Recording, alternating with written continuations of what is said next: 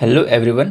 तो आज के दिन हम जानेंगे मॉक ट्रायल के बारे में, जो कि दिल्ली यूनिवर्सिटी के सब्जेक्ट कोड LB501 का पार्ट है। तो सबसे पहले ये देख लेते हैं कि सिलेबस के अंदर मॉक ट्रायल को लेकर के क्या चीज़ इंक्लूड किया गया है। सिलेबस के अंदर ये लिखा है कि मॉक ट्रायल के अंदर examination in chief, cross examination, oral argument और रिटन सबमिशन इंक्लूड किया जाएगा। इन चारों सेक्शन के 5-5 मार्क्स अलॉट होंगे, जो कि ओवरऑल आपके 20 मार्क्स बन जाएंगे। जब बात करते हैं कि ओरल आर्ग्यूमेंट्स, तो इसमें ओपनिंग स्टेटमेंट होगा और इसके अलावा क्लोजिंग स्टेटमेंट होगा। साथ साथ सिलेबस में ये हाईलाइट किया गया है कि टीचर को एडवाइस दिया जाएगा कि वो 2 मॉक ट्रायल को कंडक्ट कराएं, एक सिविल और एक क्रिमिनल। इसके अलावा स्टूडेंट्स को 2 टीम्स में डिवाइड किया जाएगा, पहला तो लॉयर्स का होगा और अगला विटनेसेस का। और हर स्टूडेंट को as a lawyer and witnesses की तरह फंक्शन करना ज़रूरी है। मतलब अगर एक पर्सन है, वो एक बार एज अ लॉयर की तरह मॉक ट्रायल देगा और नेक्स्ट टाइम वही पर्सन एज अ विटनेस बनेगा। तो जैसे सिलेबस में बोला गया, इस तरीके से मॉक ट्रायल जो होगा कॉलेज के अंदर कंडक्ट कराया जाएगा। तो इसी के साथ वीडियो को शुरू करते हैं। तो सबसे पहले देखते हैं कि ट्रायल के शुरू होने से पहले हम किन चीज़ों का ध्यान रखेंगे। सबसे पहला तो ये कि जो भी आपको केस दिया गया है उसको अच्छे से मास्टरी कर लो, उसके फैक्ट शीट को अच्छे से पढ़ लो, जिससे कि आपको legal issues, facts in dispute और एविडेंशियरी गैप्स जो हैं वो आपको पता चल जाए।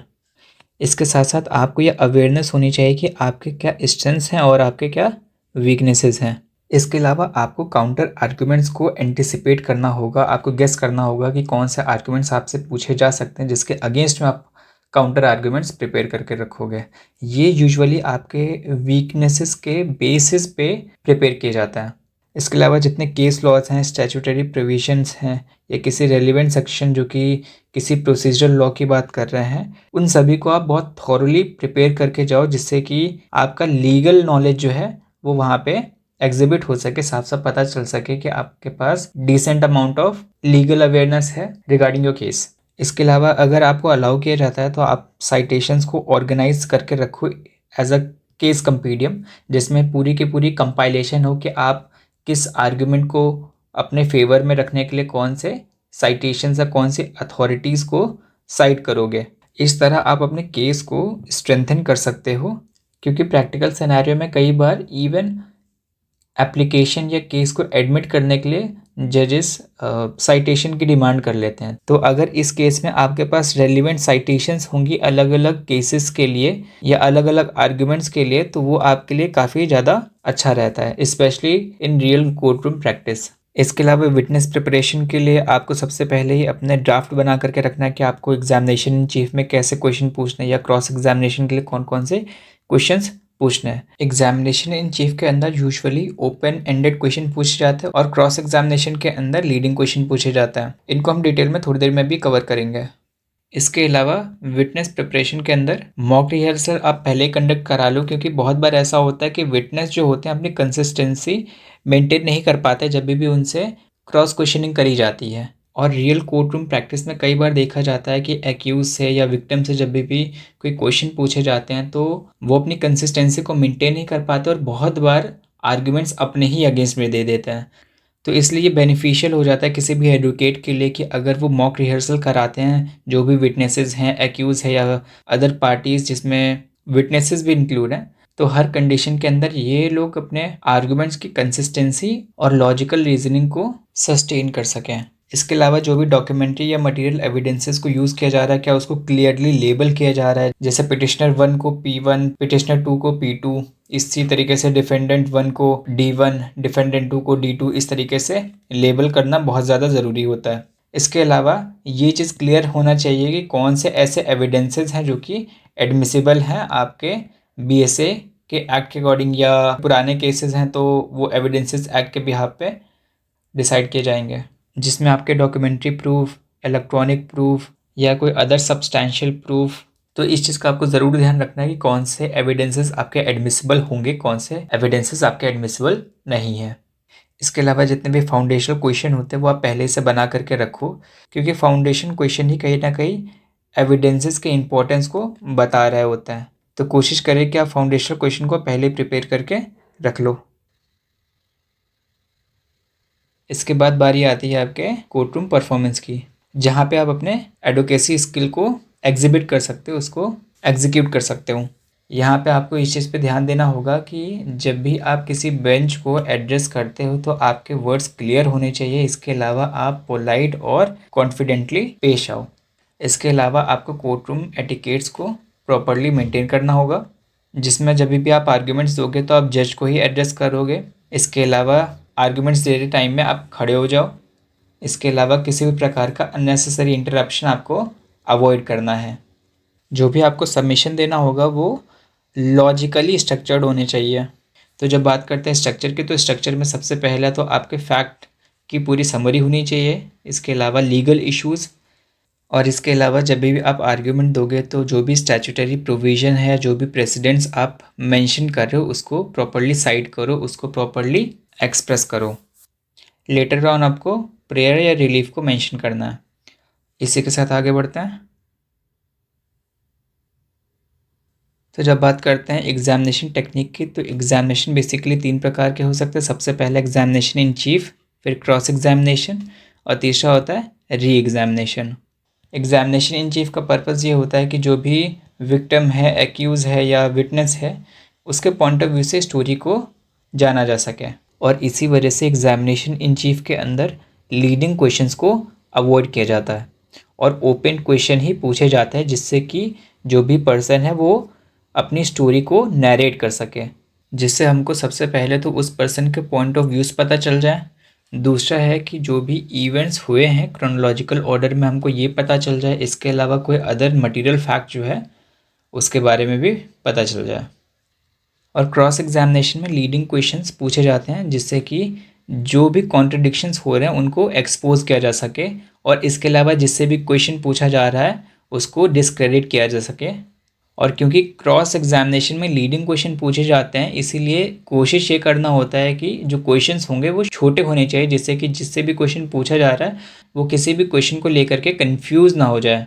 और क्रॉस एग्जामिनेशन में ये चीज़ भी टेस्ट किया जाता है कि जिससे भी क्वेश्चन पूछा जा रहा है वो ऑब्जेक्शन के दौरान कितना कामली बिहेव कर रहा है। और जब बात करते हैं री एग्जामिनेशन की, तो री एग्जामिनेशन का पर्पज़ ये होता है कि किसी भी प्रकार की जो एम्बिग्विटी है वो क्लैरिफाई करी जा सके।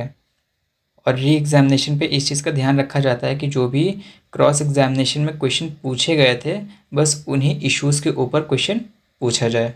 और इसके अलावा ये देखा जाता है कि जो भी इंडिविजुअल एज अ लॉयर की तरह फंक्शन कर रहा है, क्या वो सब्सटैंटिव लीगल प्रोविजंस को अप्लाई कर पा रहा है या नहीं। और जो भी इंडिविजुअल किसी लीगल प्रोविज़न को अप्लाई कर रहा है, क्या वो करेक्ट है या नहीं। कहीं उनके किसी भी रेफरेंस के अंदर किसी प्रकार का वेगनेस तो नहीं है। इसलिए लॉयर्स को ये सजेस्ट किया जाता है कि जितने भी रेफरेंसेस हों उनके अंदर किसी भी प्रकार की वेगनेस को अवॉइड किया जाए। और इसके अलावा जब भी आप लीगल प्रोविज़न को रेफ़र कर रहे हो तो उस केस के अंदर आप जो भी रेलिवेंट सेक्शन नंबर हैं आप उनको कोट करोगे। इसके अलावा इन केस अगर आपने किसी प्रकार के साइटेशन को पुट किया है तो उसके अंदर केस नेम को बहुत प्रिसाइजली मेंशन करोगे। इसके अलावा ज़रूरत पड़ने पे बर्डन ऑफ प्रूफ और स्टैंडर्ड ऑफ प्रूफ भी आप मेंशन कर सकते हो। और इसके अलावा मॉक ट्रायल के अंदर ये टेस्ट किया जाएगा कि आप कोर्ट रूम मैनरिज्म कितना फॉलो कर रहे हो, कोर्ट रूम के डेकोरम को कितना मेंटेन कर पा रहे हो, साथ ही साथ टीम कोऑर्डिनेशन में आप कितना पार्टिसिपेट कर रहे हो, जिसमें ये देखा जाएगा कि आप वेल ड्रेस्ड हो या नहीं हो, क्या आपका डिसिप्लिन या रिस्पेक्ट एग्जिबिट कर रहा है दूसरों के प्रति, चाहे वो बेंच हो, विटनेस हो या कोई अपोनेंट हो। और इसके अलावा क्या आप टाइम मैनेजमेंट को मेंटेन कर पा रहे हो, नहीं कर पा रहे हो। और जब भी ट्रायल चल रहा है तो उस बीच में कहीं आप कंफ्यूज तो नहीं हो रहे हो किसी फैक्ट को लेकर के या फिर किसी प्रकार के लीगल प्रोविजंस को लेकर के। तो इसी के साथ साथ देखते हैं कि कौन कौन से ऐसे क्राइटेरिया हैं जिसके बिहाफ पे आपका इवैल्यूएशन किया जाएगा। सबसे पहला तो आपका नॉलेज देखा जाएगा, लॉ के अंदर कितना है। तो उसके लिए क्या फैक्टर रिस्पॉन्सिबल है। सबसे पहला तो आपको स्टैट्यूट की कितनी ज़्यादा नॉलेज है, कि आपको प्रेसिडेंट याद रहते नहीं रहते हैं। इसके अलावा प्रोसीजरल लॉज को लेकर के आपकी कितनी अंडरस्टैंडिंग है। फिर बात करते हैं एप्लीकेशन एंड एनालिसिस की। तो इसके अंदर ये देखा जाएगा कि आप जो फैक्ट्स हैं उसके ऊपर क्या लॉ को अप्लाई कर पा रहे हो, नहीं कर पा रहे हो। और इसके अलावा जो भी आपके आर्गुमेंट्स हैं क्या वो लॉजिकल हैं, क्या वो रीज़नेबल हैं, ये चीज़ देखा जाएगा। इसके अलावा जब एग्जामिनेशन स्किल की बात करते हैं तो आप क्रॉस एग्जामिनेशन हो, चीफ एग्जामिनेशन हो, या ऑब्जेक्शन को किस तरीके से हैंडल कर रहे हो, ये चीज़ देखा जाता है। कोर्ट रूम मैनरिज्म, जिसमें आपका कॉन्फिडेंस, आपकी क्लैरिटी, इसके अलावा एटिकेट्स वगैरह देखे जाएंगे। और इसके अलावा टीम वर्क, कोऑर्डिनेशन और साथ ही साथ टाइम मैनेजमेंट एक ये फैक्टर बन जाता है जिसके बिहाफ पे आपका इवैल्यूएशन होता है। साथ ही साथ रिसर्च और डॉक्यूमेंटेशन में आपने कितना सही तरीके से डॉक्यूमेंट को प्रेजेंट किया है, एक ये मेजर फैक्टर होता है जिसके अंदर आपके साइटेशंस देखे जाएंगे, केस कंपीडियम देखा जाएगा या रिटन सबमिशन देखे जाएंगे। तो ये आपके कुछ की फैक्टर्स थे जिनके बिहाफ पे आपका इवैल्यूएशन होगा मॉक ट्रायल के अंदर। तो इसी के साथ आगे बढ़ते हैं। ये कुछ सजेशन है, कुछ एडवाइसेस हैं, अगर आप ये फॉलो करोगे तो आप ज़्यादा मार्क्स गेन कर सकते हो in case of mock trial, और लेटर ऑन जब आप प्रैक्टिस करोगे तो उस केस में भी आपके लिए वो बेनिफिट ही रहेगा। तो सबसे पहला ये कि जब तक आप किसी प्रकार के साइटेशन को रिसाइट नहीं कर रहे हो तब तक आप किसी प्रकार की रीडिंग को प्रेफर ना करो। दूसरा ये है कि आर्ग्यूमेंट देते टाइम में इमोशंस के ऊपर थोड़ा कंट्रोल होना चाहिए। ऐसा ना हो किसी प्रकार के आर्ग्यूमेंट में आपका अग्रेशन झलकने लगे। इसके अलावा आप ऑब्जेक्शन लिस्ट प्रिपेयर करके रखो। इसके अलावा स्टूडेंट्स को ये सजेशन दिया जाता है कि अपने क्लोजिंग आर्ग्यूमेंट्स को अच्छे से प्रिपेयर करके जाएं। जैसा कि आप सब जानते होंगे कि रियल कोर्ट प्रैक्टिस के अंदर एक दिन फाइनल आर्ग्यूमेंट के लिए प्रॉपरली डेडिकेटेड होता है। तो उसके अंदर एट द एंड दोनों पार्टीज़ अपने सारे आर्ग्यूमेंट्स को समराइज़ करते हैं। In a same way closing argument किसी भी मॉक ट्रायल के अंदर बहुत इम्पैक्टफुल रोल निभाता है। So that's why it's my suggestion कि क्लोजिंग आर्ग्यूमेंट्स की एटलीस्ट 2 से 3 बार प्रैक्टिस ज़रूर करके जाइए। और इसके अलावा मॉक ट्रायल से आप सीखते हो कैसे प्रेशराइज कंडीशन के अंदर खुद को अडेप्ट करना है, जो कि आज नहीं तो कल आपको रिवॉर्ड देगा। इसके अलावा जो भी जज क्वेश्चन पूछते हैं उनके प्रॉपरली आप आंसर दीजिए। और अगर रिफ्लेक्शंस के ऊपर रिपोर्ट देना है, अगर वो आपके इवैल्यूएशन का अगर पार्ट होता है तो वहाँ पर आपको बताना पड़ेगा कि कौन सी ऐसी लीगल स्ट्रैटेजी है जो आपके केस में काम आई थी और कौन सी चीज़ की वजह से आपको लगा कि आप फेल हो गए इस केस के अंदर। इन द सेम वे जब भी ऑब्जेक्शन आया तो आप उस ऑब्जेक्शन को किस तरीके से हैंडल कर रहे थे, ये भी चीज़ आपको बतानी पड़ सकती है। इन केस अगर इवैल्यूएशन का एक पैरामीटर दिया जाता है कि आप अपने रिफ्लेक्शंस को रिपोर्ट करोगे। तो दिल्ली यूनिवर्सिटी के LB 501 के अंदर ये 4 केसेस मेंशन हैं जिसके बिहाफ पे आप मॉक ट्रायल प्रेजेंट करोगे। किसी भी केस में एडवोकेट क्या करता है कि वो अपनी स्टोरी को जस्टिफाई करता है by the means of statement of witnesses या किसी सब्सटैंटिव एविडेंसेस के माध्यम से, जो कि एज अ प्रूफ के तौर पे एक्ट करेंगे। तो जब बात करते हैं सब्सटैंटिव एविडेंसेस की तो इसके अंदर 3 चीज़ें आती हैं। सबसे पहला तो डॉक्यूमेंट्री एविडेंसेस, जैसे मेडिकल सर्टिफिकेट हो गया, रिटन कॉन्ट्रैक्ट हो गया, कोई रिसिप्ट हो गई या पब्लिक डॉक्यूमेंट हो गया। इस तरह के जो डॉक्यूमेंट्स होते हैं उनको डॉक्यूमेंट्री एविडेंस कंसिडर किया जाता है। इसी के साथ साथ इलेक्ट्रॉनिक एविडेंसेस के अंदर जैसे आपके CCTV फुटेजेस हो गए या डिजिटल सिग्नेचर हो गए, इसके अंदर जितने भी आपके इलेक्ट्रॉनिक ट्रांजैक्शंस होते हैं वो भी इंक्लूड करे जाएंगे।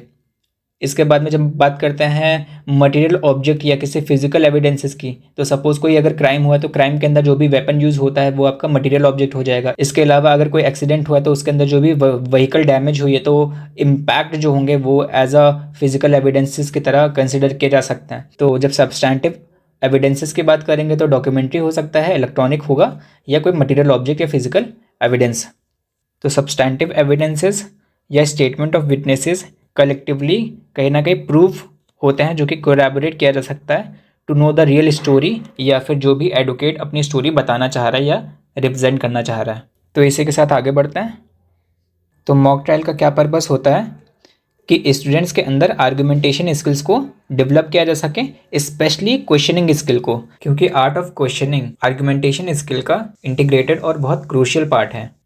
और बहुत बार ये देखा गया है कि इररेलेवेंट और इम्प्रॉपरली फ्रेम्ड क्वेश्चन की वजह से एक्चुअल अक्यूज भी कन्विक्शन से बच जाते हैं।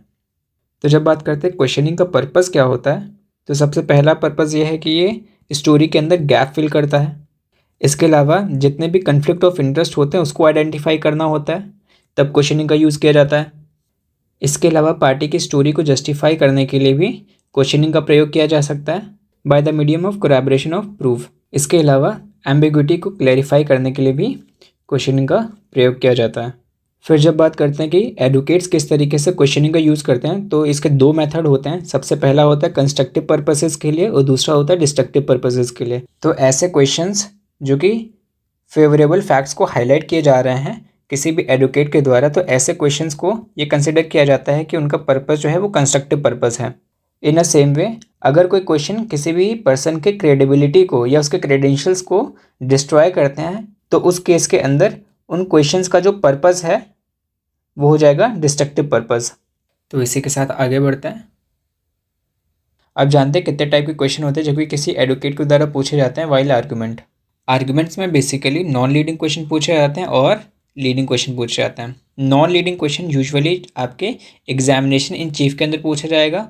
इसके अलावा लीडिंग क्वेश्चन आप क्रॉस एग्जामिनेशन और रिबटल के केसेस में पूछोगे।